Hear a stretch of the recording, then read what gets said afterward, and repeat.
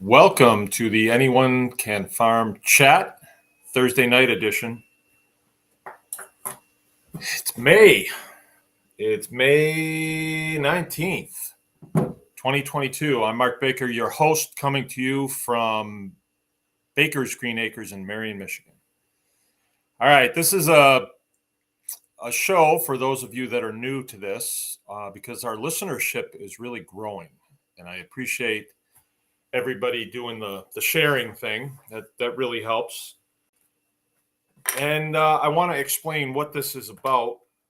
We are kind of recovering commercial farmers, and we were going to get out of farming and do something different, but we fell back to kind of where we began, which was homesteading. And we've got a 80-acre farm here, and we are very diversified as we want to be. And that's the nice thing about being a homesteader, is you can really do a lot of things. When you're in commercial farming, it's a dollars and cents game. And so it is always, you've got to do a lot of this, and you've got to do it as efficiently as possible by any means necessary to get to the marketplace as cheaply as possible. And the problem with that is that you're up against industrial agriculture and chemical farming and, industrial agriculture's innovativeness. You're up against them. And what you wind up doing, what you would wind up having to do if you wanted to compete, is you'd have to do things their way. And what we've found is a lot of the chemicals, a lot of the growing methods, they're not good. They're not fair. They're not good for us. They're not good for our children. They're not fair to the animals. They're not fair to the environment. And I'm no, tree hugger or touchy-feely type person, but I see the results of what industrial agriculture is doing. I see it. It's right in the environment that I live. I see that are so totally choked with vegetation that there's no fish in them anymore. Real nice streams, too. There's one that goes right. We have to drive over a bridge to get here. Real nice. And it's so choked with vegetation from all of the chemical fertilizers that run off. So that's really problematic. And the list goes on and on. I mean, I don't need to go through that. I don't want to ruin it. There's sort of, once you go down that road, if you want to succeed, you're kind of stuck, So, but what we did was we fell back to our original position, which was just homesteading. I had a full-time job. I was in the Air Force, and we were just fooling around. We had chickens, that was where we started. And then we had some pigs that I brought home from work one day. They had them at the feed store. And then a friend of mine said, you should have a couple calves out here. We had a 13-acre place. And so I helped me fence it in, and I put these calves out there. I bought bales of hay off of them, big bales. And then he would bring them and roll them off his truck, and I'd put a bale ring over him, and I was raising calves. Look at me.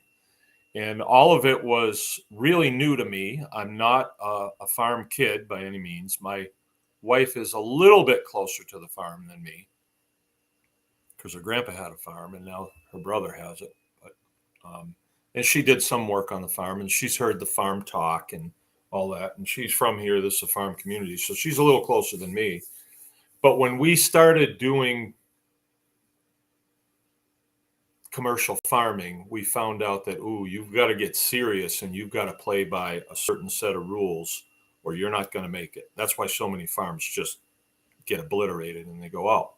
So we did it for over 10 years, and it was sort of not what we thought it was going to be, and not what we wanted to do. We love the farm life. We love being on the farm. It's a nice environment to live, but trying to make a living that way was difficult. It was difficult. It can be done. Small farms they're coming back, I believe, because big farms are failing, and so land will be freed up. I kind of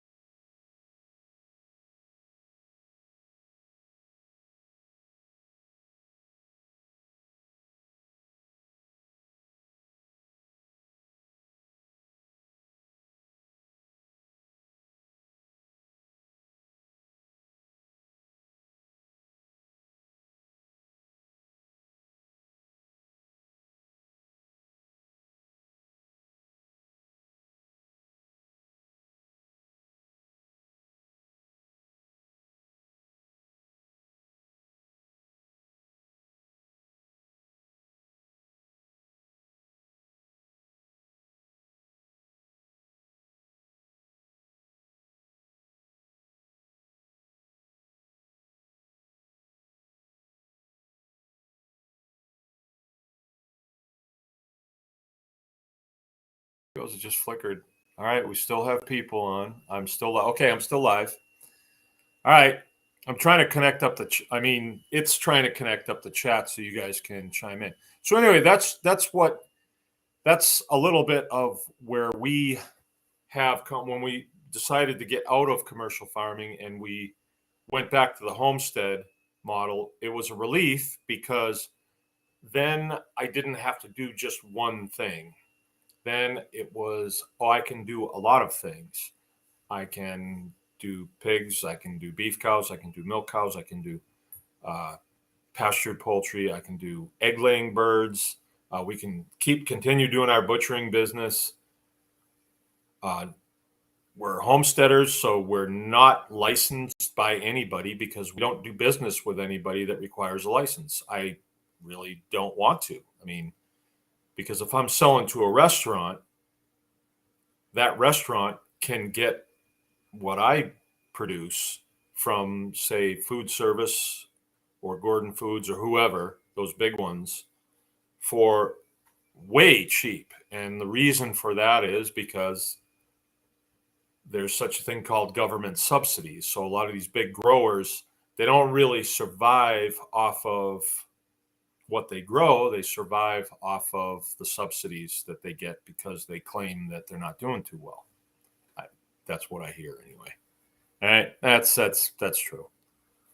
So I don't want to compete in that market. For no way do I want to compete in that market. And and then getting the product to restaurants, they don't have somebody that'll just run down to the farm and pick it up. They want you to bring it to them. They want you to carry it downstairs and put it in their freezer. And they'll only order like 12 at a time. I had a guy like that for a long time. I'd make that long trip to Traverse City and he'd like, no, I'll just take 12. And I'm like, come on, it's a long way to go for 12 chickens. No, that's all I need. Yeah, all right. And then the next week, 12 more. So it's not a good place to be as far as I'm concerned, where the homestead model is you're selling to other families. And we don't even call it selling. We just call it sharing with other families. I'm going to hit this chat button one more time. Let's see what happens. Nothing happened. All right. So if you guys are chatting, I'm not seeing it. Maybe Jill can come in here and rescue me. But in the homestead model, if you want to sell something to your neighbor, it's between you and your neighbor. You don't have to be licensed or inspected or any of that stuff from any of these entities, these weird entities with all these weird people. They may tell you different, but the reality is you fall under the Fifth Amendment of the U.S. Constitution, which says that your life, liberty, and property is protected under due process of law. So unless there is a law saying that you can't sell a chicken to your neighbor, then they can just, run up a tree. They can just go away. And you don't have to talk to them. You don't have to answer their phone calls or anything like that. They're not allowed on private property. If you tell them to leave, they have to leave. And so that's how that works. But you have to have the chutzpah to say no, thank you, hang up, and also if they come up your driveway, tell them you have to leave. And like in my case, I say, well, if you don't want to voluntarily leave, then we can do this two ways, and maybe this will bring enjoyment for somebody. Probably not you, but so that's where we're at. We're in the homesteading model, and along with the homesteading model is the time to talk to other folks, to come together, right? There is a drive in this country to keep us all separated. There is a drive to do that. I don't know exactly who's doing it, but I know that exists. But as homesteaders, why wouldn't we come together? It's not like the people that are listening to me in Texas are vying for my customer base. No. So why wouldn't I share information with them? I would. And they would share information with me. Hopefully when they feel comfortable that, hey, we can share information. Nobody's going to step on anybody else's customer base. And there's such a thing in life called decency, and I have neighbors, right, that are Amish, thought to be the most decent people in the world, but will do exactly what I'm doing, even go after the same customer bases that I have, and they will do it a little cheaper. Now, I don't think that's decent. I think that's kind of low life. I'm not saying they're all like that, but that's that bleed over from trying to compete in the commercial market space. It's just cutthroat, and there's no time for constructive criticism and no time for asking questions and getting better at what you do. There's no time for that. So that's what this live chat has become. It's a time to share information and answer questions. My phone rings a lot, and I really just don't have time to have conversations with all day long with people. So when you do call the house here, you're going to be directed to the live chat where you can ask your question and I'll answer it, and then everybody will get it, right? Or you can go to the tribe page on Facebook, the Anyone Can Farm Tribe, and ask the question there. And then you're actually tapping into a much broader database with that than just one guy, because I know some, but there's a lot that I don't know. For your information, on this farm, we do milk cows, beef cows. We do a lot of intensive grazing, do pasture poultry, laying chickens, meat rabbits. We graze them. Pigs, lots of pigs. We have a butcher shop, so we can butcher anything that we grow in the shop, but we're definitely seasonal. Definitely seasonal. That feels good to me because I don't want to be butchering chickens in the wintertime. Likewise, I don't want to be butchering cattle now. I just don't want to. There's too many flies and it's just hot and sticky, and I don't want to do it. I want to wait until it's wintertime when it's nice and cold. So we do butcher at least once or twice a week.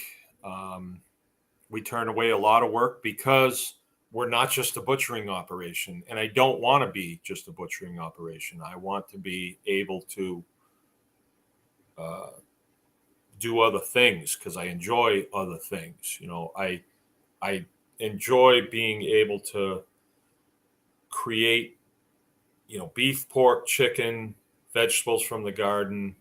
I like to be able to, have my animals have young here. I like my cows to be able to have calves, and pigs to be able to have piglets, and chickens to be able to have chicks. I like that part of it, and that takes a little bit of time. You got to learn how to do it.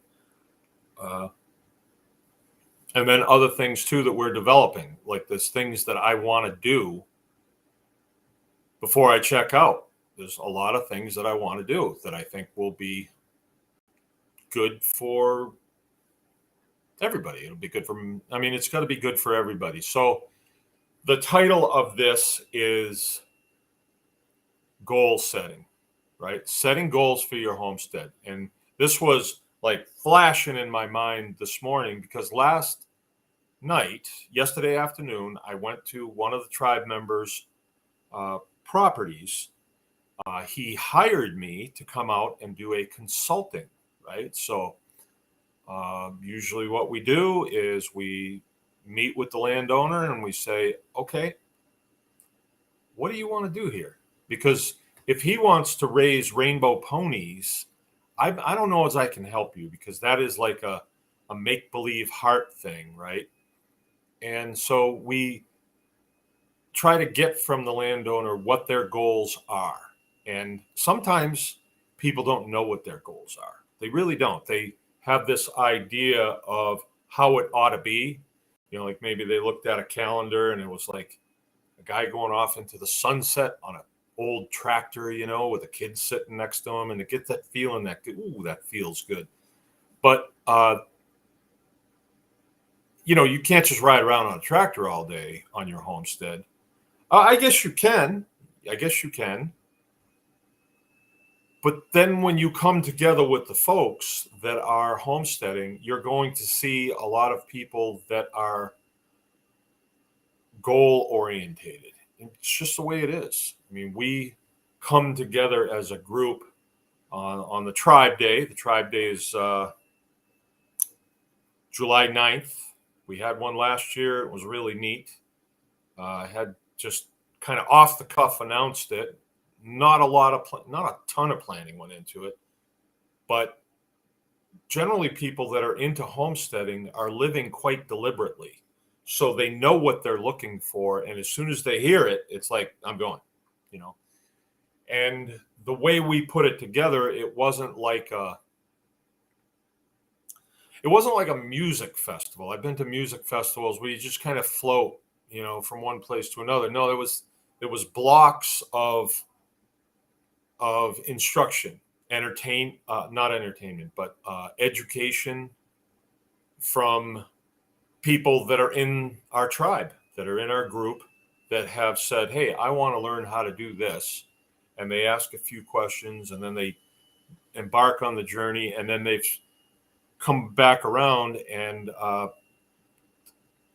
my staff, I guess, my wife and some extended friends here that have become part of the farm, asked around and said, hey, would you teach this? Would you share this more? It's more of a sharing, like, this is what I do.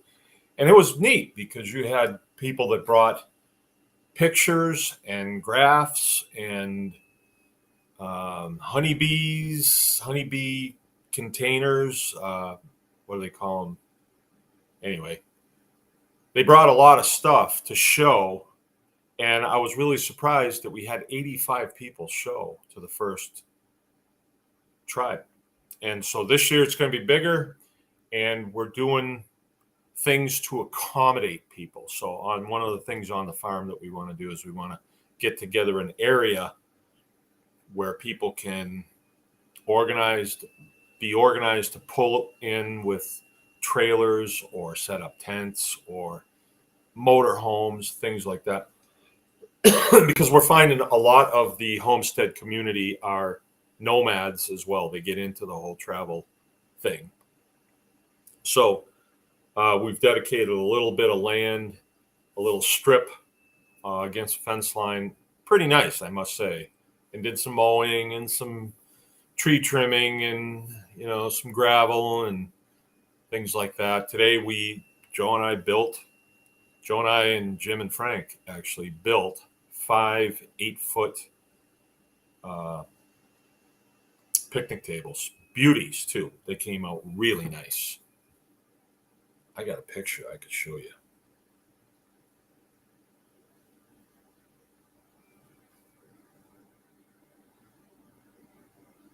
Ooh.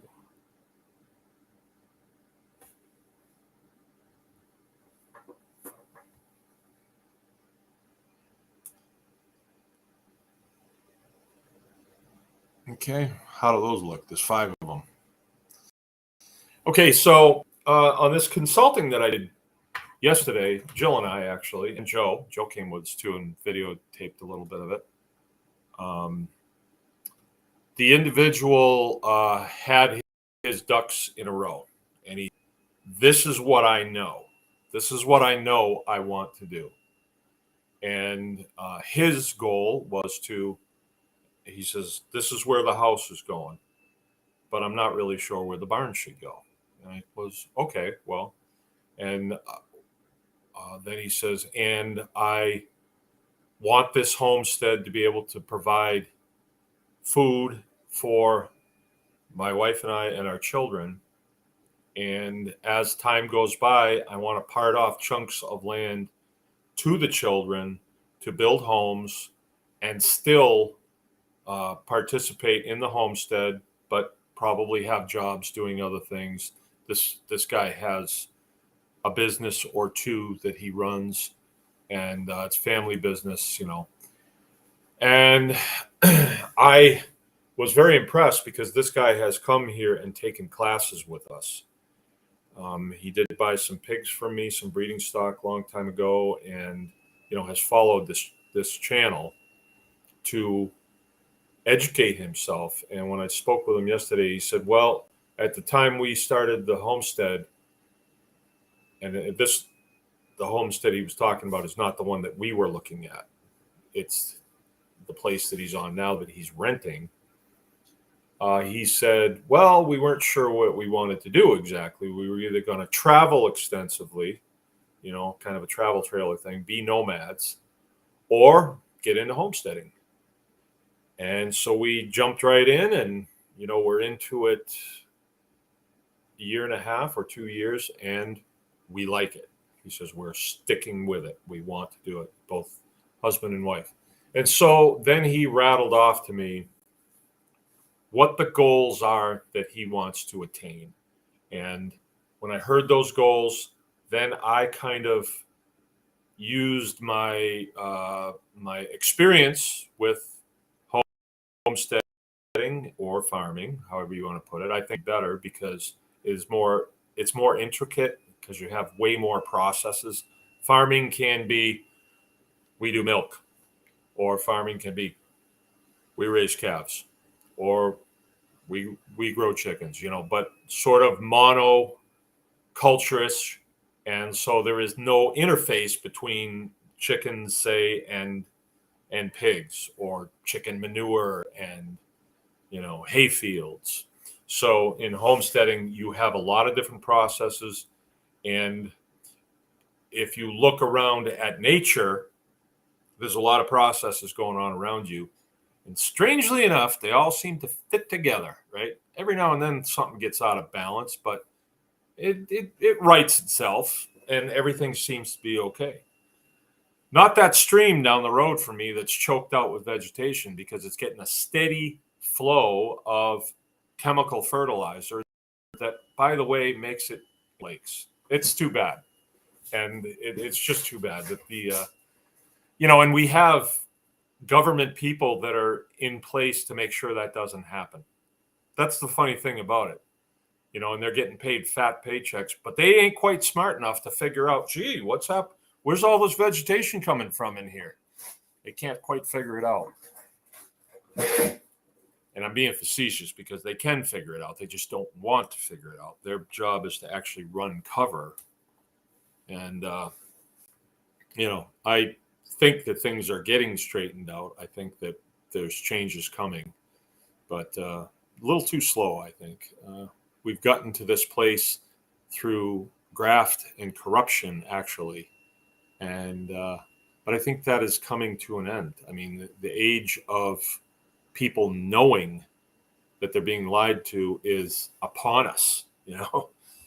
Trust the science, though. These guys checking the streams out here once in a while. I'll see them. They have real nice pickup trucks, and they'll have on their suits, that they wear and stuff, their little uniforms, and they're scientists. So they're taking,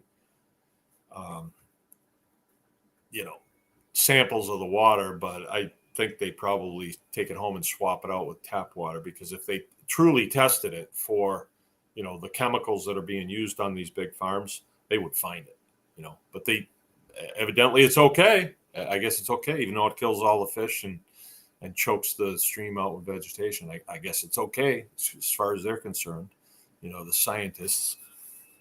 So anyway, I want to use less of my time kind of slamming that industry and just more time. Okay, what are we going to do? What are we going to do? So individually, I believe that the best way to get where you want to go is to set goals. Like, I want to produce all beef that my family needs. Well, that's an attainable goal. That's not I wouldn't say it's easy, especially if you're an accountant, that doesn't hammer nails ever. Then it could be like more of a challenge. But can you learn to hammer a nail? Can you learn how to, with a screw gun, put in an insulator on a pole? Could you learn to set a pole and build a fence? Heck yeah. Heck yeah. I know an accountant that raises beef, actually, and he's pretty handy with tools and stuff. He built a pretty nice little place. So yeah, you can learn that stuff. You definitely can learn that stuff. And I think that learning those skills is paramount right now, because I think the fix to a lot of things that we're going through right now is because they can, right? And let me explain that. We had Scott Kesterson on the other night, and he explained to us that 60% of the lockdown activity was focused on food. So, restaurants, they're regulated by the people that were running the lockdown, right? And so they said, shut your restaurant down or limit it to 1/4 of the seats, and everybody's got to wear, a hazmat suit to eat. And you can only have one cook in the back, and your servers have to be, they just came up with stupid rules. Why? Because they could, right? Because they could. There was no way that the restaurant could say, screw you. Oh, really? Screw me, huh? We'll shut you down in an instant. And they did. They did shut down restaurants because the restaurateur said, well, I'm not going to play this game. My customers are valuable to me. You're not going to force me to abuse my customers. And a lot of these restaurants were, they didn't know. They didn't know their rights, and they were shut down. And it's always voluntary when you're shut down. They never actually come in and throw you to the floor and cuff you and haul you out and, put screws in your door or anything like that. Anybody tells me that they did, I would disagree. Usually they'll say, well, we're going to throw you in jail unless you lock this place down. And at that point, you have to say, oh, really? Then do it. I want to see you do it. I want to see you do it. What's your name? Right? And so you have to single them out. And it takes a little chutzpah to do, but the price of freedom it is not cheap. It never has been, and it never will be. You have to get right back in their face. And let's say you say to them, if you don't back off, I'm going to throw you in the wine cellar in the basement and lock the door. Let's say you said that. Well, evidently, you've just threatened them, and they would probably call their buddies over at the police and say, this guy threatened me. Probably the state police, because the state police are kind of in on it too. And yeah, you might wind up in some trouble doing that. So that's not the thing to do. Although I think that, these organizations like these departments of agriculture and these health departments and stuff like that, they are not really government. They are contractors that work for a legitimate government. And they seem to be a little bit untouchable, a little bit, because people have become complacent with their freedom. I will tell you something about American GIs, having served in the military for 20 years and been to other countries. And, I know what you're told here about American GIs. I know what you're told. But you're also told that, the Russians have a vicious, ferocious military, right? It's not true, all right, for one thing. American military is by far the most ferocious group of individuals this planet has ever known, right? There really is nobody left for us to fight. What happens, though, is you have these dirtbags in Washington, D.C., these politicians, and they're doing the same thing that they've always done, is they strap the military down with their stupid policies because they're playing games. They're scumbags, and I really hope that they do come I hope they're brought to justice someday. I think there's not too much that about 3/4 of them that would be too severe for them. I don't think there's very much. There's blood on their hands. But anyway, let me tell you, American military is ferocious. It's absolutely ferocious. And I know people are probably going to say, well, what happened in Afghanistan? How come we were there for so long and couldn't put a whooping on them? Well, it's because, it's kind of quarterbacked by people who don't want us to get it done. We could get it done, but so to be perfectly honest with you, these so-called contractors that work for our legitimate government, they push people around because they can, because people don't know any better. They don't know their constitution like they should.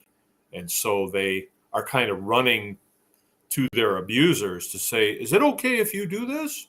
If you don't know your rights, if you don't know the Fifth Amendment, you don't know the First, Second, Third, Fourth, Fifth Amendment, you don't have it, because none of them are going to tell you, well, I shouldn't be doing this because this violates your constitutional right. They won't tell you that, right? They won't. So to me, it's a lot like what Thomas Jefferson said, that a government that or a citizenry that fears its government experiences tyranny, but a government that fears its citizenry experiences, well, you have freedom. I sound like Joe Biden, don't I? No. Maybe somebody can straighten. I don't have a chat, so let's see. Oh, when the citizens fear the government, you have tyranny. When the government fears the people, you have freedom. You have liberty. Liberty. That's what it is. That was Thomas Jefferson. And we're entering into a period now when we have seen with our own eyes the abuse that's been foisted on the American people by this group of people, by these parasites that work for these pseudo, and a lot of them, like in health departments, they'll say, well, I was just doing my job. Oh, really? Oh, really? I was just doing my job. That same thing, like, the Nazis said when they were pushing Jews into train cars. Well, I'm just doing my job. Oh, okay. Well, I guess it didn't work out too good for you, did it? And I don't think it's going to work out for you too good this time either. Even though somebody may not drop a house on you, you're not going to know that they're not going to drop a house on you. See, that's the problem. That's the problem.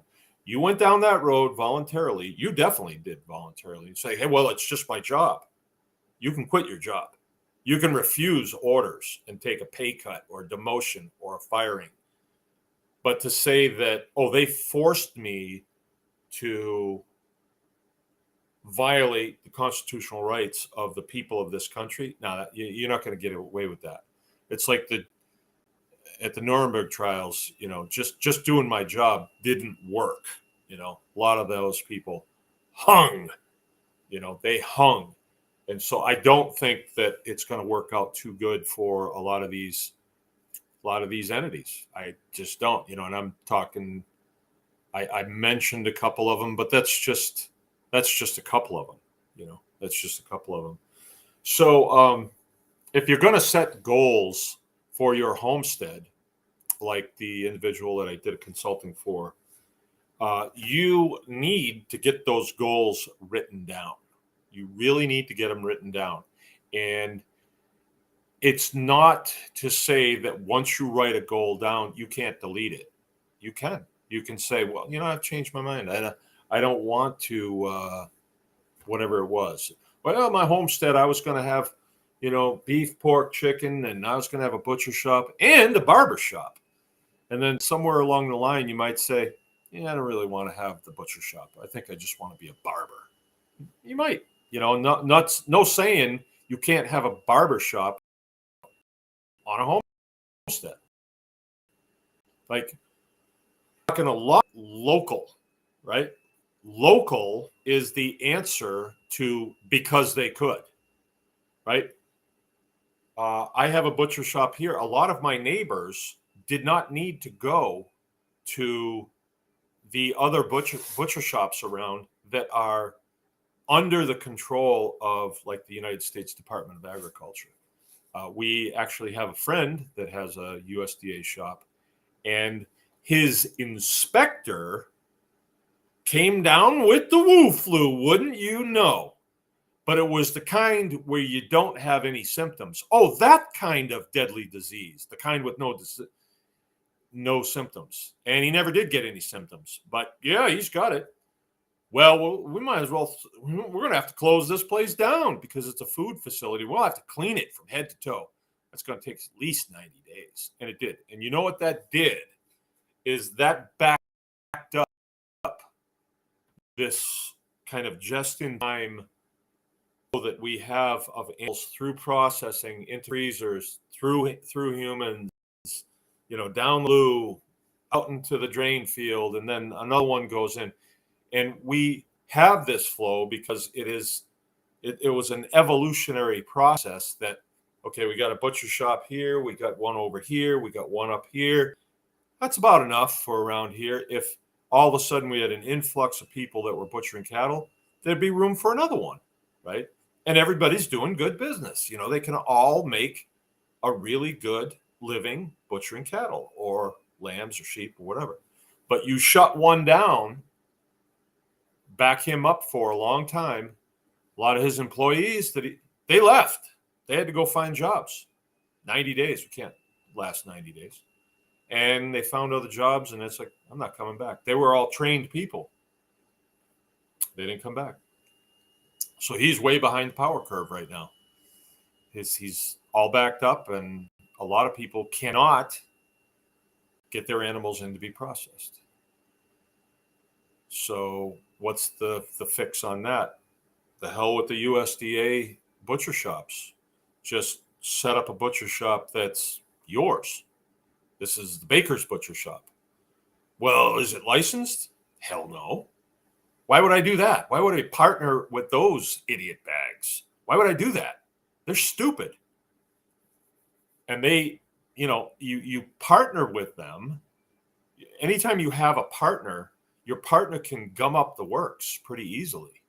So why would you do that? You partner with somebody because they're good at it.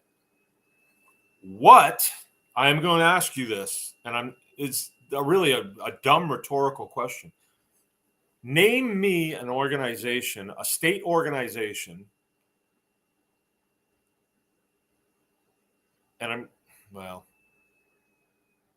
I probably shouldn't go that route because there are good people in certain organizations, and I know them, and they are oath take, and they are working. They are first responders. They are state police. I'm not saying they're all good. Their leadership usually is not good because they pick people for leadership because those people will do what they're told, not what is right. So I don't want to put everybody in the same basket, but who at, let's say, any of the other departments is better at what they inspect than the people that actually do the thing?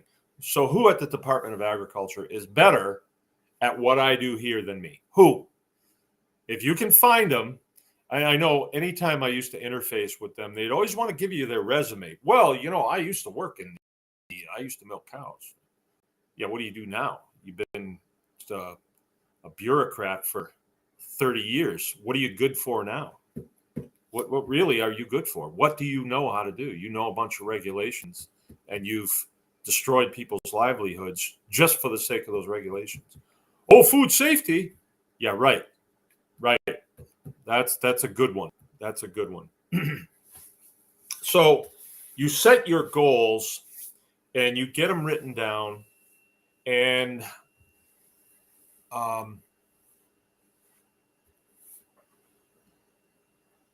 what happens is when you attain, let's say your goal is to raise Mangalitsa pigs. I know because I do that, right? Raising Mangalitsa pigs isn't like a big chunk. It's a bunch of little chunks.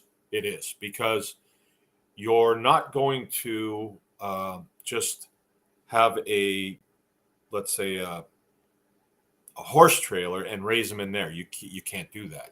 They gotta be on the ground. They gotta be on dirt. They have to be able to dig and get sunlight and have a healthy environment to live in if you want that quality pig. And if you know anything about Mangalitsas, it's really good quality, but their environment has to be right. So there's a lot of little things that you have to master along the way. So let's say on your goal list is, I want to raise Mangalitsa pigs. Okay. Where would you start there? If you don't know, then your goal, to attain your goal, you're going to have to start plugging in information. Like, you could ask a question on here, not tonight because we don't have a chat, but tomorrow night we will, hopefully. Maybe let me try it now.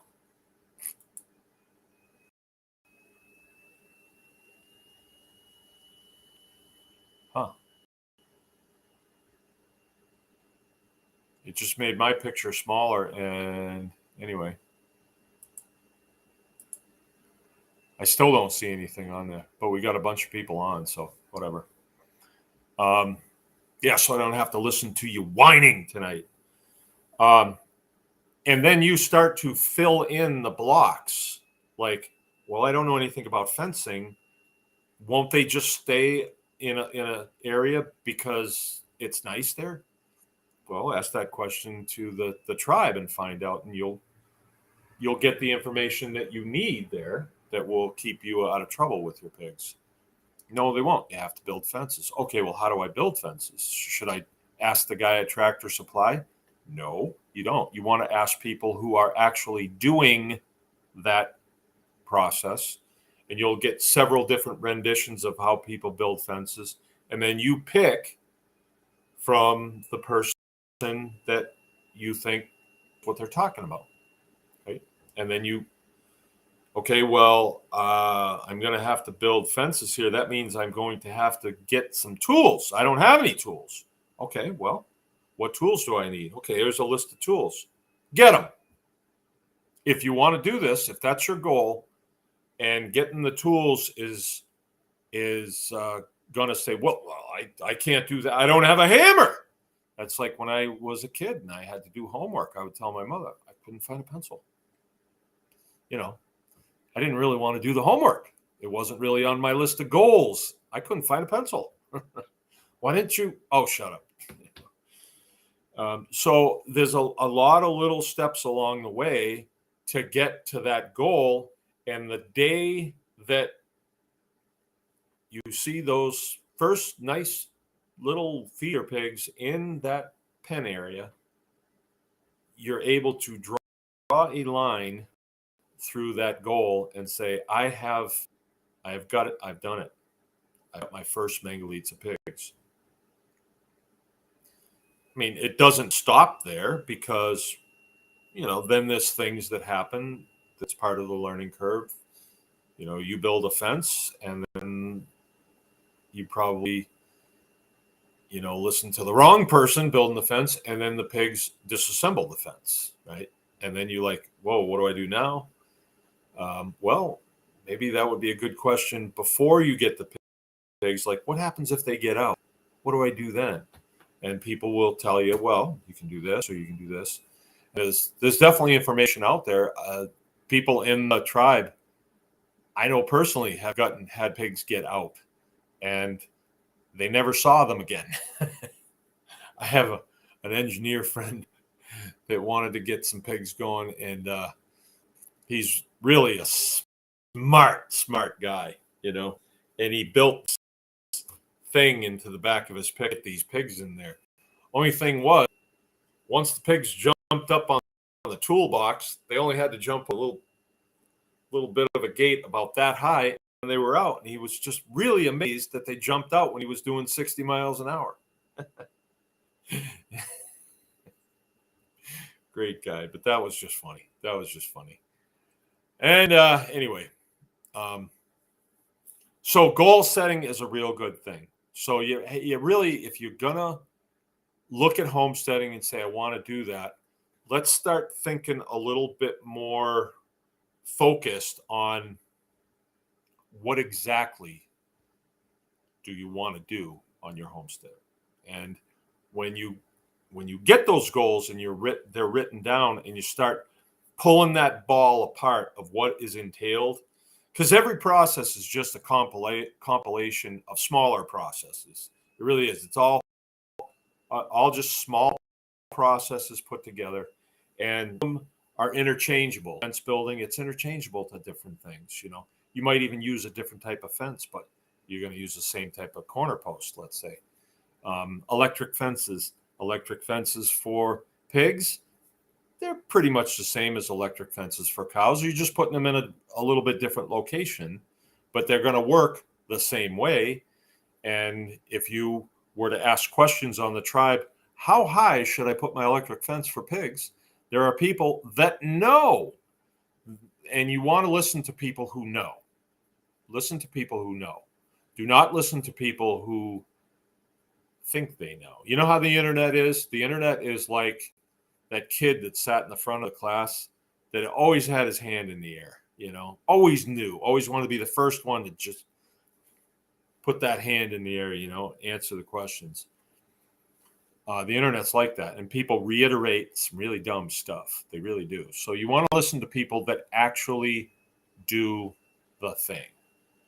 And what we have in the tribe is people, good caliber of people, really some of the best caliber people, to me anyway, because what I appreciate in people is they hear about something and they say, I want to do that.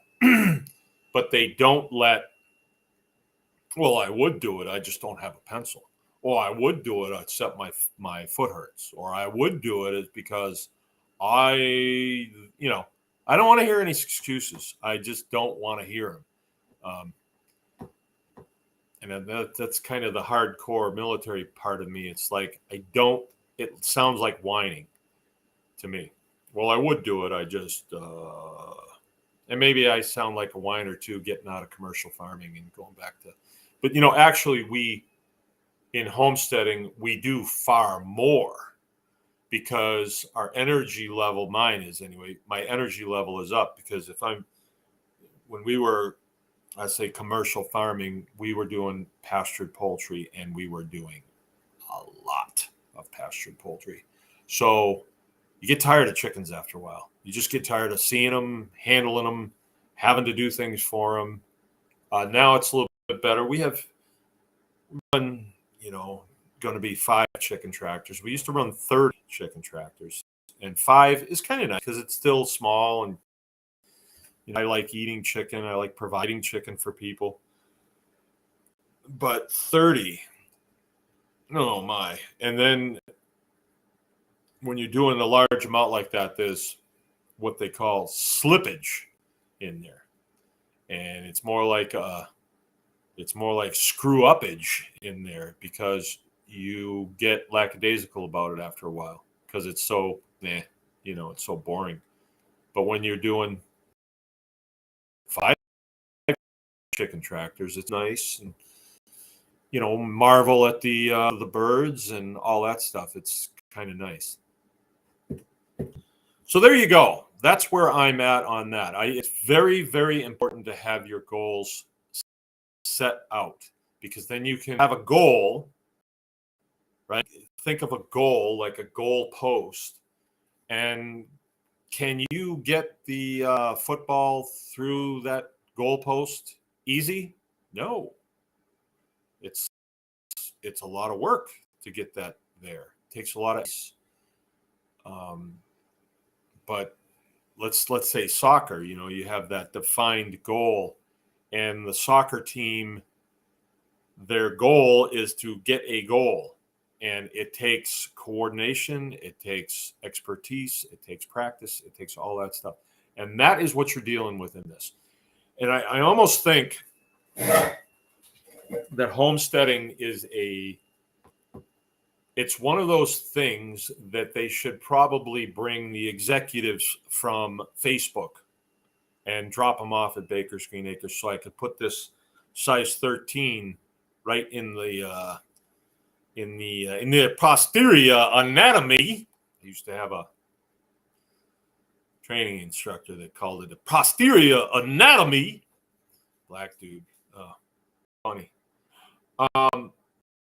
And it is a place where you can personally develop very well, because it's not one thing, it's a lot of things. Like today was one of those days where I was just running, hardware store, back here, batteries going down, have to bring tools, cutting, fitting, screwing. But at the end of the day, we looked back and said, we've got some nice picnic tables here, and our customers that come here and want to stay at our campground and take our classes, they're going to enjoy those things. And I'm going to feel really good when I see people sitting on them, enjoying the beautiful Baker's Green Acres sunsets and sunrises and all that stuff, and eating and just having a good time on that. Right. So I have goals here, and my mission is to educate, empower, and motivate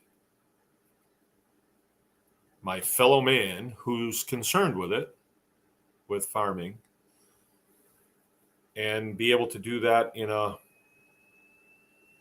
setting that's inspiring, that's empowering, and that's educational. So that's my goal right now. That's what I want to do, and I've done a lot of it.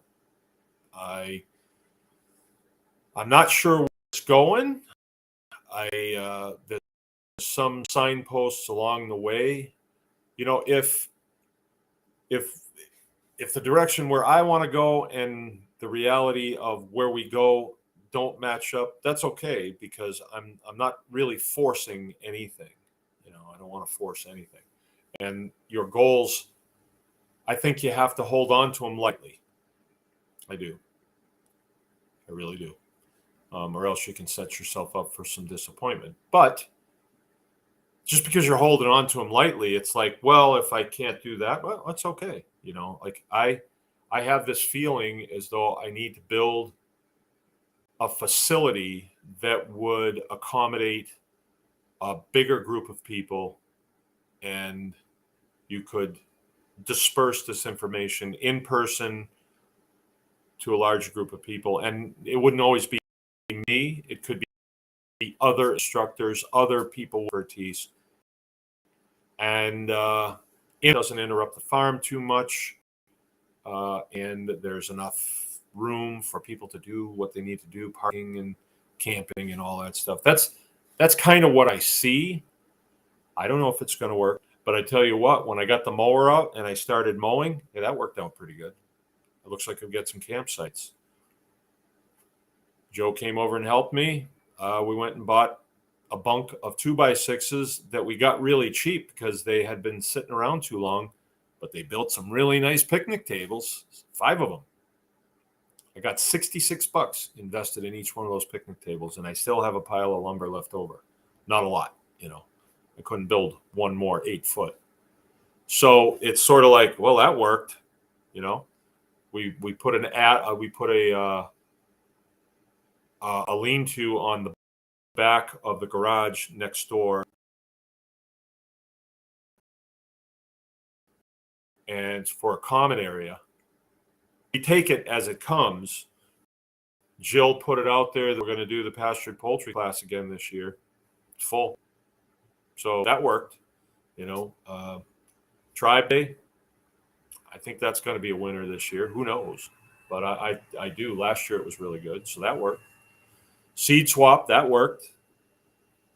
And our Homestead hog harvest that we did last year, that worked out really well. I'm fairly confident that we're going to do well with it again this year. We had, I think, 55 people, 58 people that went through our classes, which is, I look at each one of them as like a microbe that I put in my soil, and then by the next year, they've got a web around them. It's a lot like planting seeds. When you educate a person, I have them here for 3 days.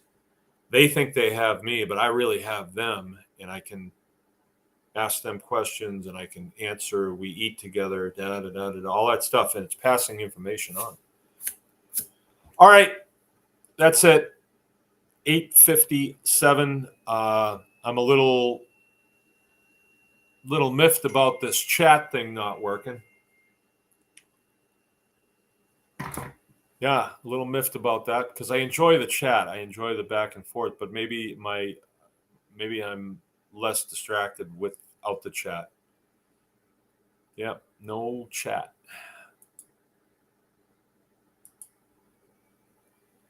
Huh. I don't know. Okay, we're going to get going. Tomorrow night is going to be open line. Open line has morphed into the Q&A because we've deleted the Wednesday night Q&A, and that's kind of the way things go. I don't have hours in the week to do this. I have to have a night that I can go and do consulting. If that's something that interests anybody, you can go on our website. It's bakersgreenacres.com, and you can check it out there. And I think there's a phone number you can call the farm, or if not, you'll figure out a way to contact us and find out. We do on phone, we do in person. It's productive for sure. I mean, you can get your piece of land and you can just start shooting in the dark, but it's really nice if you have somebody with experience that will tell you, "Ooh, don't do that. That's a bad place to do that," instead of you having to find out on your own. But do what you want. It's there if you want it. Tribe Day is going to be the 9th of July, as I said, and also Pastured Poultry Day is June 11th. That's a Saturday. Full class, but I don't know. I should know, shouldn't I? Not being real professional here, but that Jill handles. Let's see. Maybe she's messaging me. Nope, that was just Dr. Turley that was messaging me. It's a neat class, and it's designed so, for some reason you've said, "Hey, I like the way this looks. I want to get into homesteading.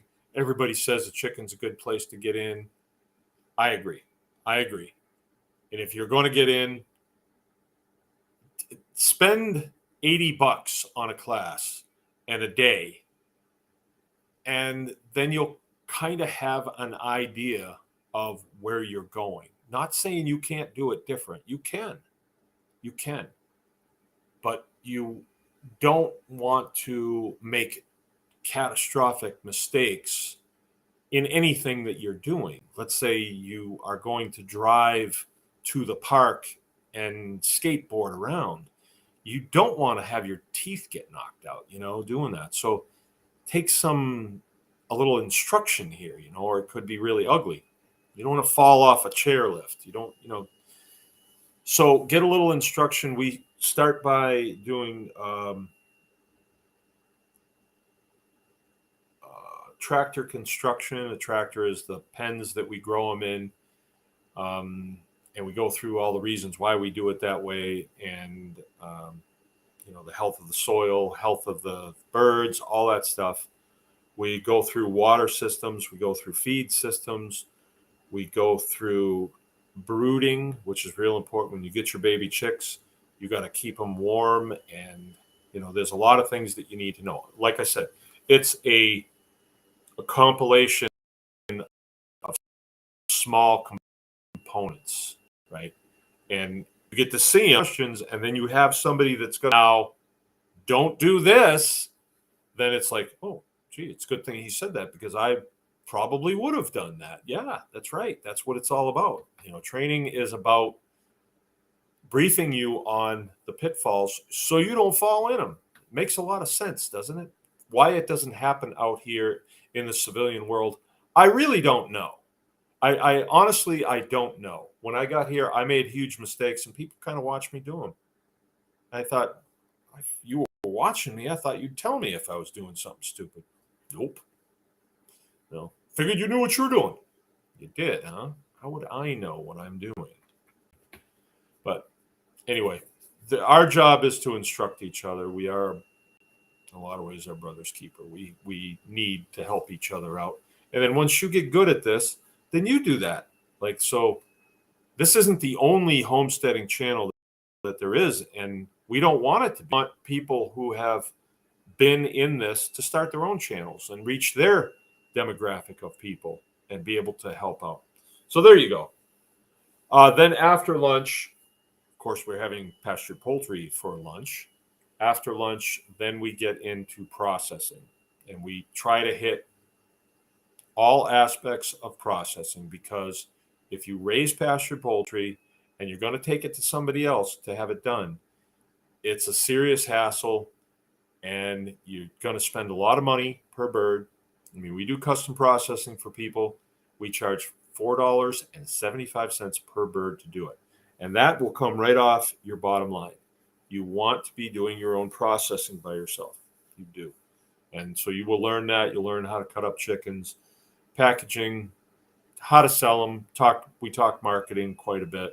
It's a nice little business to get into, and it's easy to build a clientele, because pastured poultry is good, really good to eat. Okay, so that's it for me. I'm going to end the stream right now. We will see you tomorrow night. Remember, anyone can farm. Get after it.